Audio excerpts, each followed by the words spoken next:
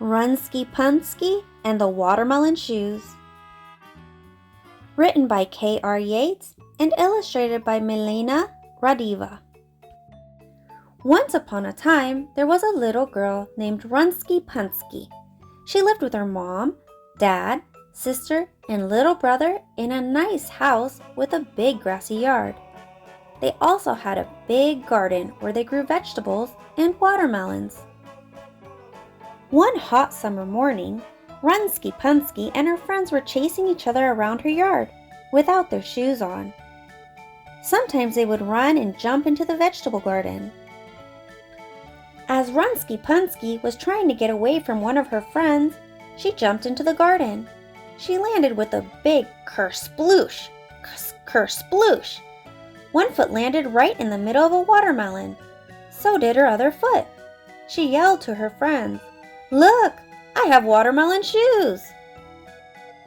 The watermelon shoes felt kind of squishy, but nice and cool. Soon, the other kids jumped into the garden and had watermelon shoes too. Can you imagine how squishy the watermelon shoes felt? They all marched around Runski Punski's yard with their new watermelon shoes. It was rather tricky walking with watermelon shoes. Runski Punski walked into the kitchen to show the watermelon shoes to her mom.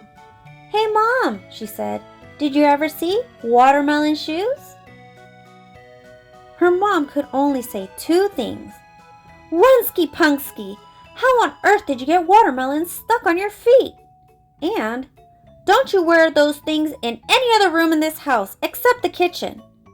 The kitchen had a nice tile floor that could easily be cleaned of watermelon drippings. Soon, all the kids in the neighborhood wanted watermelon shoes. The watermelons in Runski Punski's garden quickly ran out. Some kids used their allowance to buy watermelons at the grocery store and make watermelon shoes. Before long, all the watermelons in town were sold.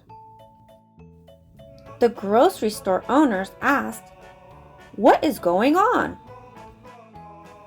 The local shoe stores had trouble selling regular shoes to kids because the kids only wanted watermelon shoes. The shoe store owners asked, "What is going on?" As you might guess, there are several problems with watermelon shoes. They wear out rather quickly. The watermelons can turn yellow and stinky. It is difficult to run very fast with watermelons on your feet, and sometimes the watermelon seeds get stuck between your toes. And finally, most parents don't allow you to wear watermelon shoes in the house or in the car. Even so, you really look pretty cool with watermelon shoes. After several days, the watermelon shoes couldn't be worn anymore.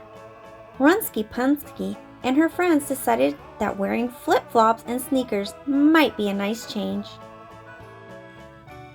But no one will ever forget Runski Punski and the watermelon shoes. And Runski Punski lived happily, more or less, ever after.